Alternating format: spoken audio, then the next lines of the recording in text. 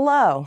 I know y'all have not seen my face in a while, and that's because I have been struggling, just like many of us right now. And it doesn't really feel right to me to make appliance content right now, partially because it just doesn't feel like it's what people are focusing on at the moment and what people need. And it's also just really difficult for me to focus on appliances when the world feels like it is burning around me. So here we are. Because of that, what I'm going to do instead, at least for the moment, I promise I will go back to appliances eventually, but for the moment, what it feels like people need more is mental health content. Because I know that I am not the only one struggling right now, but here's the thing. I am used to struggling with my mental health. For those of you who've been following me for a while, this comes as no surprise. This is nothing new. I have struggled with my mental health pretty much my entire life, and I've been pretty open about it on social media. So I wanted to continue being open about it because every time I post something about my mental health, I always get comments from various people saying that they've experienced the same thing or something that I said helped in one way or another. And this might not help everyone, but if it helps even one person, then it's worth it to me to post it. I also want to preface this by saying that if you already have a lot of experience with therapy and mental health and coping mechanisms, stuff like that, none of this is probably going to be new to you. This is more for the people who are struggling right now, not only because they're experiencing more negative mental health symptoms than what they're used to, but because they don't really know how to deal with those feelings because they are not used to those feelings and they may not have gone through therapy. So that's who these videos are intended for, just to be completely crystal clear. I just want to explain who I am, what kind of mental health struggles I've gone through, and what I do to cope. I'm only going to be talking about my own personal experiences because I am not a mental health professional, but I figured by me sharing my experiences, I may be able to help somebody else. So I had my very first panic attack when I was in second grade. I was about 7 or 8 years old, and I am now 35. So when I say I've been dealing with mental health struggles my entire life, I'm really not exaggerating. I struggle with depression, generalized anxiety disorder, ADHD, and having gone through a lot of trauma. So here's how I've been feeling the last few days. Here's what I've been doing to kind of cope with it. Speaking as somebody who has struggled with their mental health their entire life and who has been working a lot on improving it the last few years. And I made a lot of really, really good progress. And I was in a really, really good headspace up until this last week, which was hard because I made a lot of progress on my mental health this year. I was doing a lot better mentally. And I still in general am, to be very, very clear. Like that's why I'm able to make a video right now. Like I don't have the mental capacity right now to do my hair and makeup and like put on a cute outfit, which is why I'm here in the hoodie. But I've been handling everything a lot better than I thought I would, is the easiest way I can say that. And because I'm a very introspective person, I recognized that I was handling this a lot better than I did in 2016.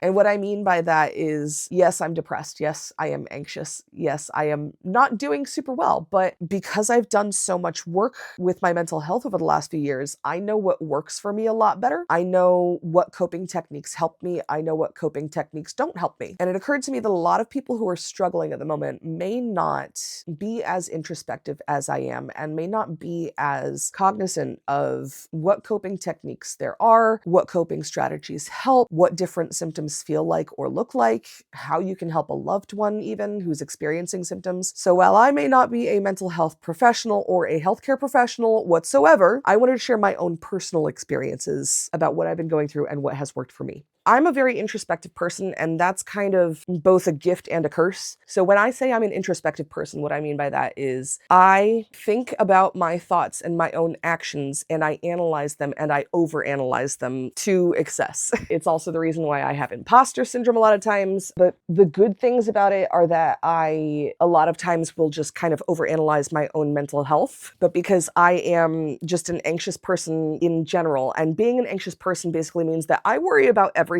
all of the time. Even if there's nothing to worry about, I will find things to worry about. It's just how my brain is. It's how it's always been. I have learned to live with it a lot better than I used to. And a lot of that is because I've learned a lot of coping techniques in therapy. I personally find that understanding the way that my brain works helps me to be able to figure out what my needs are and how my needs can be accommodated.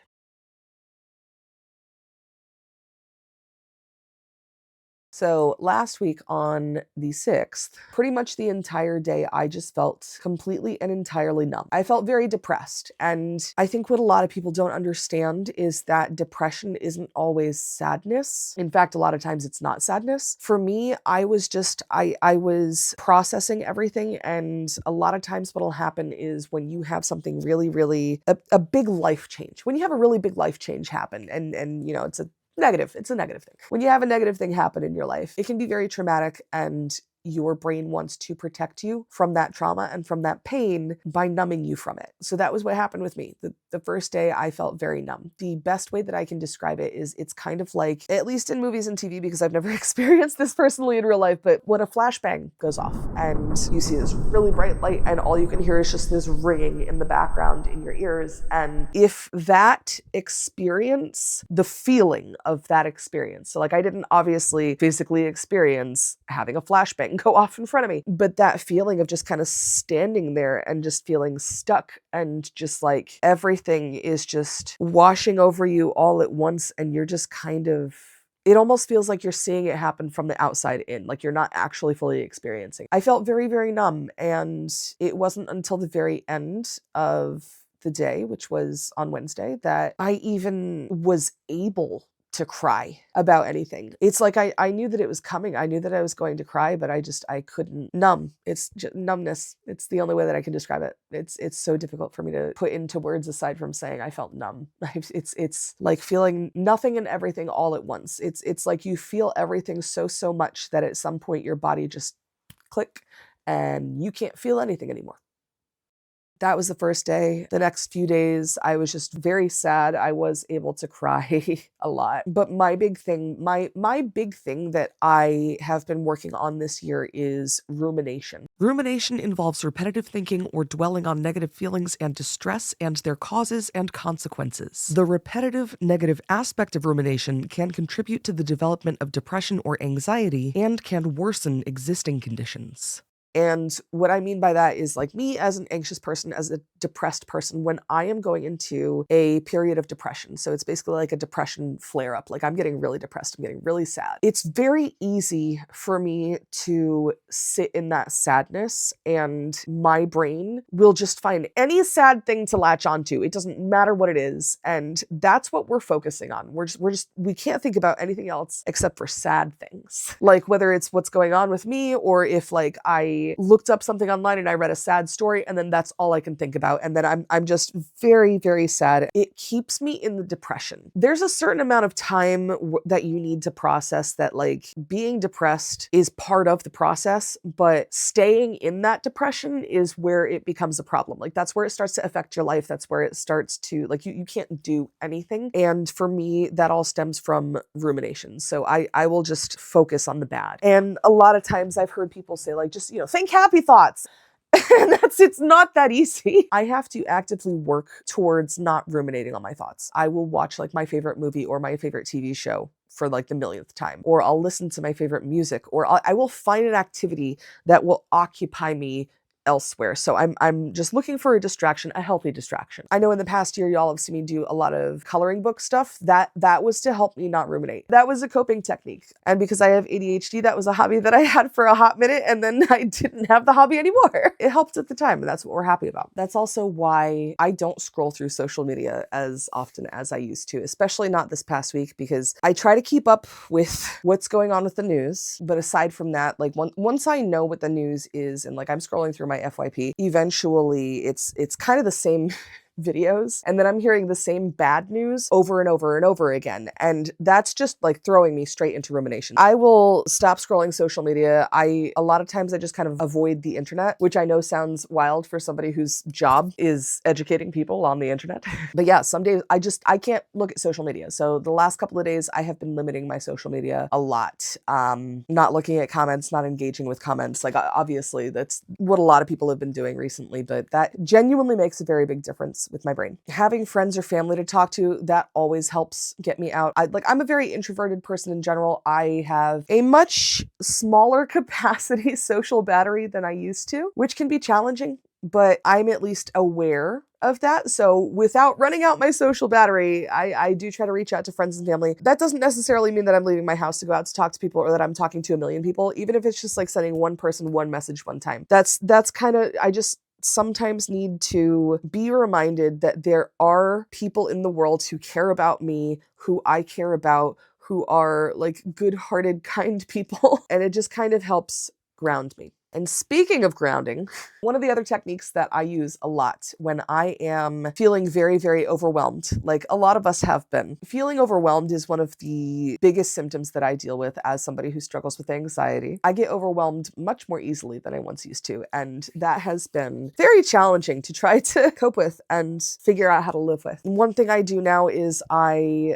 do bring my loops, my earplugs with me everywhere that I go. I don't necessarily wear them everywhere that I go, but if there's a lot of sound in an area, that can just feel very overwhelming for me in general if I am already feeling really anxious. So, you know, if I'm already feeling really anxious, I'll throw earplugs in. Even if I'm home, like if I don't do it as often when I'm home because I have a pretty quiet house, but if you don't have a quiet living space, I love the Loops earplugs. Just, none of this is sponsored for the record. I like the Loops earplugs. They just kind of like dampen a little bit of the sound without blocking out all of the sound, which is helpful. If I am really, really anxious and I'm starting to get really into my head and maybe I am like heading straight for a panic attack. When I have a panic attack, it's almost as if everything that's already overwhelming with me is amped all the way up to 11.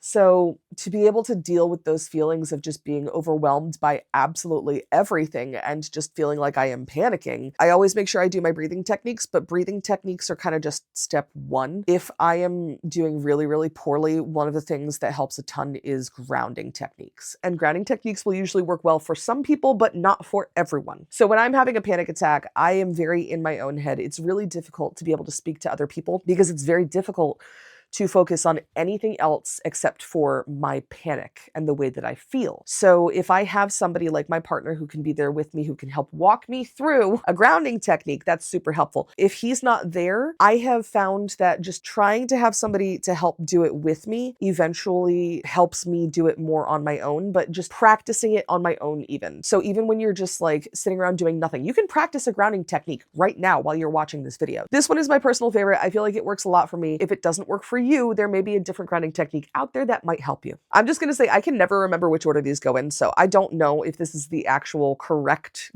order or not. It doesn't matter. I tend to go in order of like what I feel like is the easiest. Basically, you're trying to get yourself to pay attention to all of your senses. So we have 5 senses in no particular order: sight, smell, taste, touch, and hearing. Yeah. So this particular technique has you focus on each one of those senses one at a time, and you're counting down from 5. So we want to find 5 things that we can see. So you're literally looking around the space that you're in and trying to find 5 things that you can actually see around you. Then once you name those 5 things and you actually take the time to name each one out loud, because we're trying to be more mindful, we're trying to be more present in the moment and focus on our 5 senses. So naming 5 things that you can see. I tend to do these just based on like which one is easier to do. And for me, looking around and seeing things, that's the easiest. It takes the most minimal amount of effort for me. So then I do 4 things that I can hear. So 4 things in the space that you can hear. Then you're going to do 3 things that you can touch, 2 things that you can smell, and 1 thing you can taste. Because the way I feel about it, if you did 5 things you can taste in the space that you're in, that might not turn out so well depending on the situation. So that's the order that I tend to do them in. Sometimes I swap around. I'll do like 5 things you can hear and 4 things you can see, but usually I think I start with sight. But just going through that list and naming the things that you can see, that you can hear, that you can touch, taste, smell, it just helps bring you back to reality. Because when I am in panic attack mode, I am very deep inside of my head and I need to be able to literally ground myself. I just need to be able to focus on what's around me. Focusing on what you can control is the general idea. So yeah, that's my personal favorite grounding technique. If you have somebody who can help you go through a grounding technique, that's even better. But a lot of times, you know, if they don't know about the grounding technique beforehand, it's difficult difficult for them to be able to walk you through it if they don't know how to do it. So I do try to practice it on my own as well. If you practice it on your own, even when you're not feeling panicked and you're just practicing being mindful about grounding, if you do that once a day, I found that doing it more often makes it easier to do it when I'm panicking, because I remember, because it's just already like I have that memory of going through those things. So it's almost like mental health muscle memory. So like I said, I was like 7 or 8 years old the first time I ever had a panic attack, and I had no idea what they were. I didn't get diagnosed with generalized anxiety disorder until I was in high school. So for those of you who may not know what a panic attack feels like, or an anxiety attack even, which the two of those have a lot of crossover, so this is kind of going to be a blanket description, but when I have a panic attack, I have had them so badly that it genuinely feels like I'm so I tend to hyperventilate, so I can't really control my breathing a lot. And then what happens when you're breathing too quickly is sometimes you're not going to get enough oxygen to your brain. So sometimes your fingers will start to tingle because basically you're about to pass out. I have never personally passed out, but I have definitely gotten close. It pretty much feels like my heart is racing and every fiber of my being is just screaming, I'm gonna it's really not a fun time. And if you've never experienced something like that before, a lot of people go to the hospital for it because the symptoms of a panic attack can feel so severe, especially if you have no idea what it is, that you feel like you're having a heart attack or something is very, very wrong with you. So whenever I'm having a panic attack, here's what I do. First of all, when I am panicking, I am very, very, very overstimulated about everything. I a lot of times will stim just because it feels like I have so much anxious energy inside of my body that I need to get it out. I know that doesn't actually make literal sense, but it just, in your head at the time, that's just what feels good. And whatever feels good, if that feels good, just do it. So I will stim a lot of times. I am very, very, very, very grateful that I have an amazing partner who unfortunately also struggles with anxiety, and he has gone through a lot of the same things that I've gone through in terms of panic attacks and experiencing those symptoms. But we wind up being very, very good in supporting each other when one of us is having a panic attack. So he will remind me to breathe, and that's not just saying, hey, remember to breathe. Like, there are actually specific techniques for breathing techniques, in fact, that are known to lessen the panic and lessen that feeling. There are so many different methods out there for breathing techniques that'll tell you to breathe in and hold it for so many seconds. At the end of the day, the amount of seconds is not what helps me. I don't time it by specific amount of seconds. So we'll do a guided breathing technique. So what will happen is one of us will say to the other, okay, breathe with me. So then we'll say, breathe in, hold it, breathe out. And just by kind of guiding the person along, it can help. When I'm on my own, that's a lot more difficult for me to get that into my brain. But I have noticed that one of the biggest things that has helped in improving my panic attacks is practicing any of my coping techniques. So breathing is a really, really good one. Eventually, what wound up happening with me was once upon a time, I would have a panic attack and I could not control it whatsoever. I was just stuck in the panic and I had to ride the wave until it was done. And nobody wants to do that. It is absolutely miserable. So being on the right medications has helped a ton. I am not ashamed to say that I am on medications for my mental health issues, because being on those medications is what helps regulate me. It's what helps me live my life. I have gotten plenty of comments on any of my videos that I posted recently where I talked about my mental health, shaming me for being on meds and saying they're not surprised that I'm on medication because of the way that I look. And I genuinely thought that the majority of us were past that stigma, but it doesn't surprise me that the people who were commenting that stuff are the people that are commenting that stuff, if you know what I mean.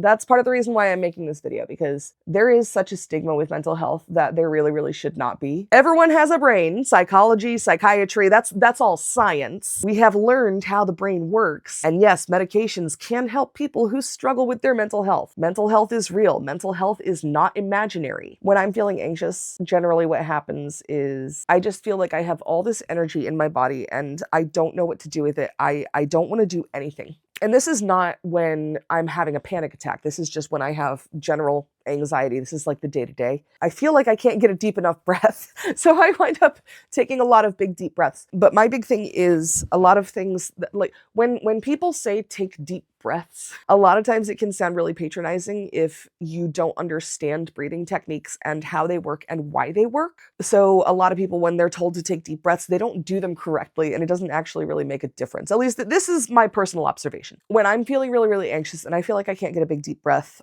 my big thing is when I take a deep breath, I try to focus on my diaphragm, because when people say take a big deep breath, that's what they're talking about. They're talking about taking a breath so deep that you are utilizing your diaphragm. You are opening it up a little bit. Your diaphragm's like right in here.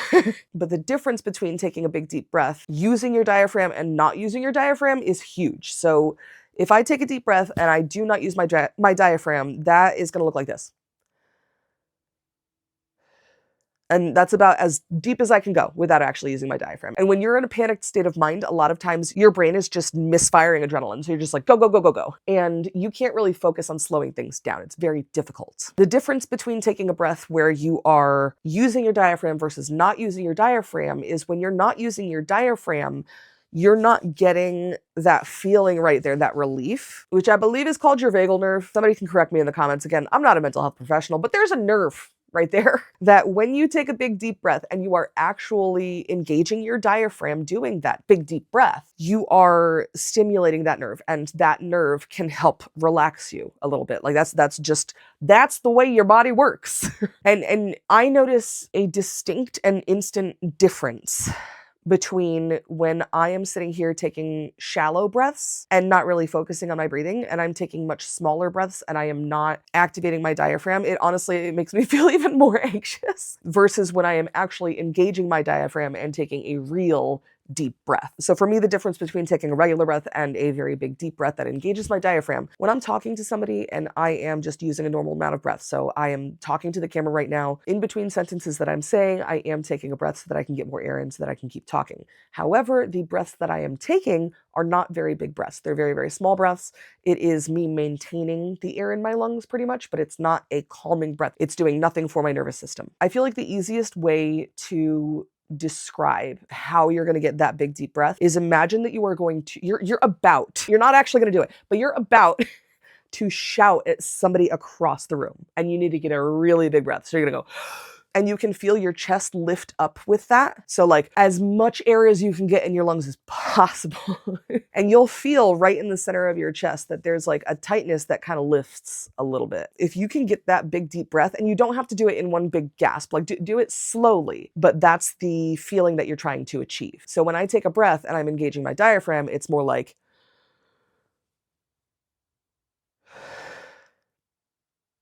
it's a lot different. And then focusing on slowing down that inhale and then pausing just for a moment to make sure that your lungs can absorb the oxygen before exhaling, and then focusing on exhaling slowly. So just for an example, I'll do a guided breathing technique. This is what I do a lot of times when I'm anxious. I have been doing these a lot the last few days.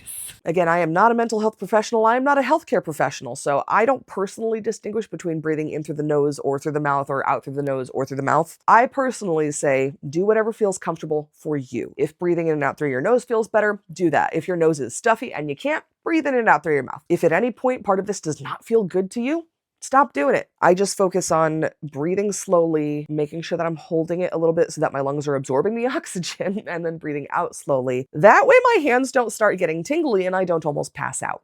So what's going to happen is you're going to do this along with me. We're going to breathe in, we're going to hold it, and then we're going to breathe out. I will tell you each step as we go. Ready? Okay, we're going to breathe in, hold it, and breathe out.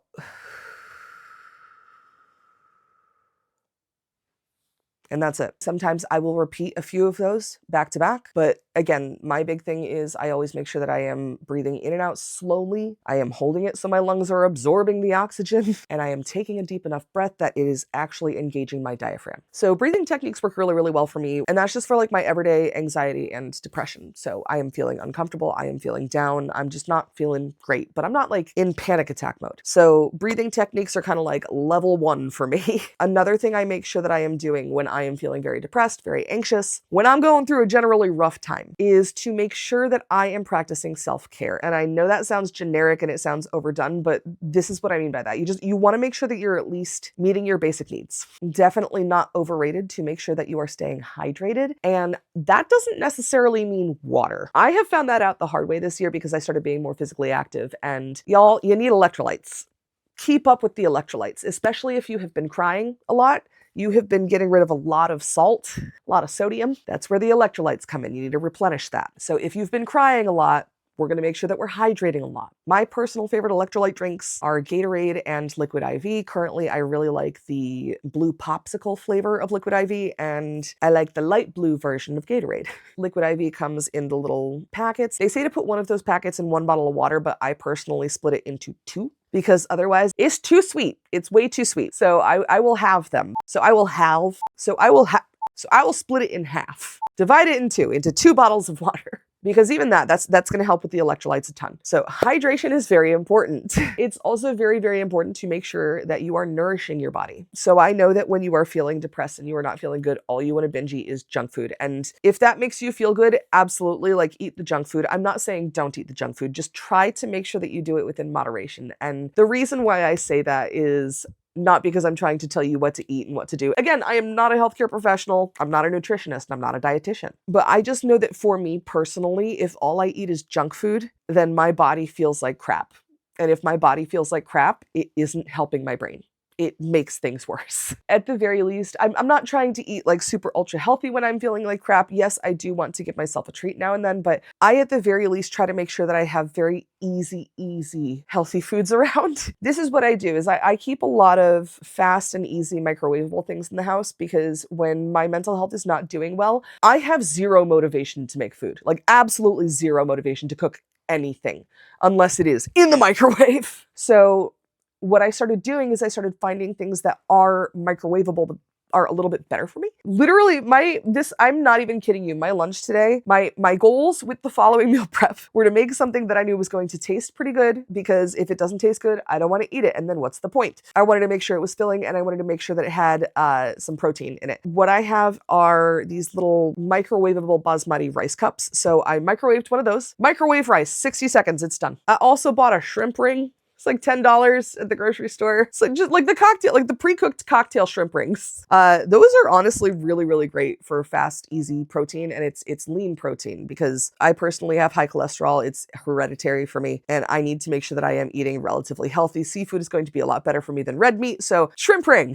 So this is like thawed, pre-cooked shrimp, right? While the rice was microwaving, I took some of the shrimp and tossed those in a frying pan with teriyaki sauce, and then I threw that back over the rice in a bowl, and that was my lunch. So then I had teriyaki shrimp and rice for lunch. Took me all of like 5 minutes total. And that might sound like the laziest meal prep ever, but when you are in a state of depression, having the motivation to do absolutely anything can be so difficult. So this is not like I am saying that this is my diet plan. This is not what I eat every single day. This is what I eat when I don't have the energy to make anything else. Or I might order takeout food if I can afford it at the time. If you can afford to get takeout food and that's going to be easier for you and that's going to be better for your mental health, I endorse that 100%. Sometimes I will even meal prep by getting takeout. It's not like I'm getting takeout food for every single meal of the day. And this is obviously for those of you that can afford this. This is not reasonable for everybody. But the times when I'm able to afford it, I will get takeout food, usually 2 to 4 meals. I do try to get stuff that's on the healthier side. When I do the takeout stuff too, a lot of times I'll do Panera because I can get some really good salads from there. But regardless, I'm not eating all of those meals in one day usually. Most times I'll have like 1 or 2 of those meals per day. So at least I know that one of my meals, I don't have to think about it. I can just toss it in the microwave and it's good to go. And just having that little bit of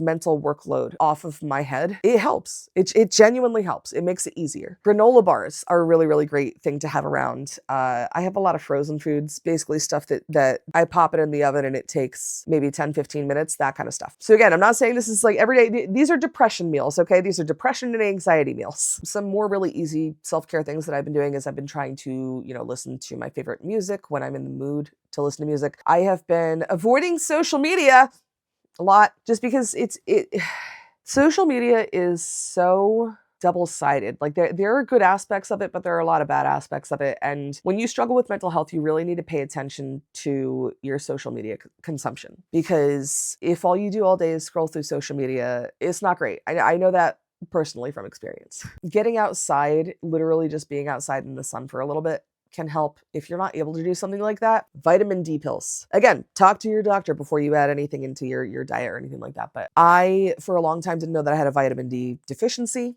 If you have a vitamin D deficiency, yeah, it can make you more depressed. Honestly, like the fresh air of getting outside is a big thing for me. Like taking those diaphragm engaging breaths and inhaling the fresh outside air as opposed to the stale inside air. That helps a lot too, even opening a window if you're able to. Crying helps. Crying genuinely does help. It releases a lot of really good endorphins, but I'm sure a lot of y'all are already aware of that. But yeah, I know that a lot of us are not doing very well right now. Trust me, I am right there with you. And I know that this video is probably pretty rambly, but I just hope that by sharing some of my experiences, it may help somebody else. Feel free to ask me any questions that you might have. I am a pretty open book about my mental health. If there's anything that I feel like I can help with, I will be sure to answer. And just remember to take care of yourself. The only way we're going to get through this is if we do it together. So I hope that helps.